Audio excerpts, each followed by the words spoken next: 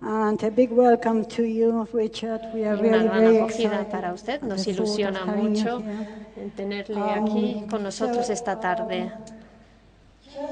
De hecho, simplemente para comenzar, porque hay tantísimas cosas que nos quiere contar, nos interesa mucho la formación de un artista, el mundo de la educación. ¿Cómo de importante es para ti? ¿Cómo de importante fue tu experiencia en algunas de las mejores universidades en Estados Unidos, Berkeley y Yale? ¿Qué recuerdas de ese periodo?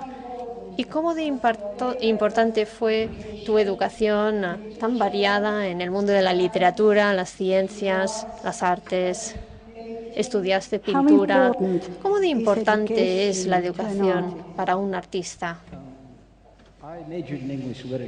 Bueno, yo estudié literatura inglesa antes de licenciarme en Berkeley y luego me fui a la Universidad de California en Santa Bárbara.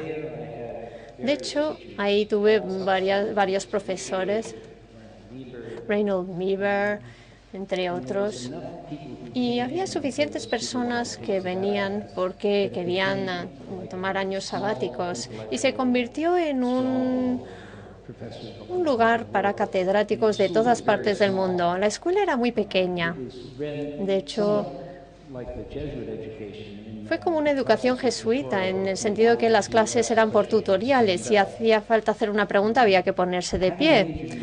Y después de licenciarme en literatura inglesa, estudié 2 cursos de Manor House Workshop, que está vinculado con Enrique Lavoie, y de hecho ellos estaban muy interesados en la tradición mexicana, roscos y siguieras principalmente. Entonces, mientras yo era todavía estudiante, fui a dedo a Guadalajara y vi los murales ahí. Me impresionan muchísimo porque básicamente esos pintores habían asumido la arquitectura que habían destrozado la intención de estos arquitectos. Habían hecho agujeros en los muros con esas pinturas y no era nada parecido a lo que yo veía en las revistas, eran pinturas. Estas personas en sí se dedicaban a la arquitectura. Entonces yo solicité entrar en la Universidad de Yale, aunque yo había estudiado literatura inglesa, y simplemente mandé 10 dibujos o 12 dibujos y me aceptaron, pero me dijeron que tenía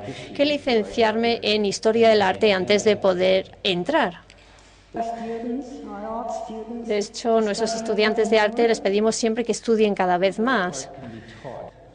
Yo no sé si se puede enseñar el arte. Yo creo que lo único que puede hacer un profesor es intentar entender la sensibilidad del estudiante. Tiene que intentar dirigir al estudiante hacia las sensibilidades que existen en la historia del arte. Pero no creo que haya algunos procedimientos que se puedan seguir. Creo que todos los artistas que valgan tienen que inventar su propio procedimiento, ha tenido que inventar sus propias herramientas. De hecho, hay una escritora negra que dice que no se puede desconstruir la casa del artista con las herramientas del artista, y creo que los procedimientos y las técnicas que se enseñan, por el mero hecho de que se enseñan, son cosas de una generación anterior. Entonces es la obligación de todas las generaciones inventar su propio idioma, inventar sus propias herramientas. Sí. De hecho, ¿quieres hacer algún comentario de tu obra? Bueno, cuando yo empecé a trabajar, lo que hice fue escribir unos verbos transitales, distintos verbos de movimiento, y luego intenté coger materiales, látex, por ejemplo, goma, y me obligué a hacer distintos procesos para ver si lo que yo podía hacer, si el resultado de ese proceso sería suficientemente interesante para que yo pensara en ello. Cuando hacía eso, de hecho, un amigo mío, un compositor, nadie le conocía, ni a mí tampoco, claro, pero lo que hacíamos era que nos dedicábamos a estos procesos intelectuales para ver si el resultado, los residuos, como lo llamábamos nosotros, reflejaba no solamente lo que se había hecho, sino que fuera interesante para verlos, si se consideraría una obra de arte. Si analizo lo que sucede hoy con el posmodernismo, ya no existe ese hincapié. Cada generación recibe lo que merece. Y el posmodernismo básicamente trata las referencias históricas. Por tanto, si queremos ver collage o referencias que sean parte del vocabulario nuestro, entonces tiene que estar implicado. Nosotros lo llamaríamos plagio en mi generación, pero ese tipo de plagio es una virtud. Todo el mundo tiene que decidir si quieren abordar lo que es familiar, lo que les es familiar, o si quieren más bien pensar algo nuevo, algo que no les es familiar. En este caso, estamos en terreno movedizo, porque no podemos agarrarnos a nada. No hay un libro de historia que analizar. No hay nada en las revistas que te ayude. Tienes que inventarlo tú mismo. Me gustaría saber cuál es el papel del público en tu trabajo. Bueno, tiene que ver con el contexto. Nunca se puede decir exactamente. Construyo obras en lugares públicos y esperas que a veces acaben llenas de grafitis y a veces no, pero no entiendes por qué. Hay algunas que llevan 20 años allí y reciben impresión del público y otras no, depende. En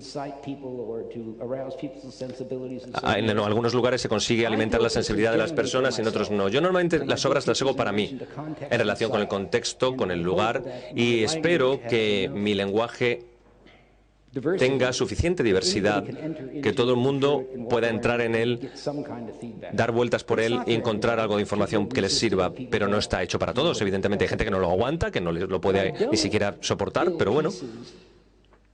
Pero no construyo mis obras para un público concreto o para una gente determinada o por unas necesidades concretas. Muy bien, entonces la arquitectura. ¿Qué es para ti la arquitectura? ¿Qué es la arquitectura? ¿Es funcional? Por supuesto que es funcional. ¿Esa es la principal diferencia entre una obra de arte y Bueno, sí, la arquitectura predica conexiones, funciones, fontanería, cuartos de baño, estar aquí o allá. Por supuesto que es funcional. Algunos arquitectos dirán, sí, pero el 25% es estética. Bueno, ¿seguro que no es 24? Entonces, a algunos arquitectos les gusta a la vez diseñar y ser artistas. Yo nunca he creído en que esto sea posible, que la arquitectura sea arte. La arquitectura es un compuesto de muchas otras cosas, de tectónica, de conexiones, de materiales, de lugares, de espacios, etcétera, pero es funcional. Pero el hecho de que sea funcional hace que tenga un uso distinto y en su mayor parte es cómoda. El arte no es cómodo. No se supone que tiene que ser cómodo. Hay muchos que dicen que un sillón de Matisse es cómodo. El arte de Matisse es gozoso, sí. ¿Por qué? ¿Por qué es erótico un tipo de arte, por ejemplo? Porque tienen que ver con masoquismo. Bueno, no lo sé. Estas son las cosas a las que se dedican los artistas. Se busca una función para dar a las personas. No hay cosas como por ejemplo, un picaporte de doble velocidad o un coche, etcétera. Hay funciones distintas y hay cosas distintas que tenemos que tener en cuenta. Su padre era español. ¿Qué significa España en general? Hay una sensación distinta, especial, que te provoque España. Tiene cierta atracción especial porque tu padre era español. Todo el mundo tiene un ADN concreto. Todo el mundo tiene se avergüenza un poco de su propia familia, digamos. Cuando vengo aquí me reconozco, cuando vengo a España, mis propias vulnerabilidades y a mi propia familia. Me hablan en español, pero tengo pinta de español. Podrían pensarse también que soy un judío ruso, pero aquí me ven como español. He vivido en Italia durante un año, pero nadie pensaba que era italiano, pero en España la gente pensaba que era español. Yo iba a un restaurante en Madrid con un camarero que era igual que yo. Nos miramos y empezamos a reírnos, si es que era igual. Bueno, pero la gente me reconoce como algo familiar, y yo a ellos también.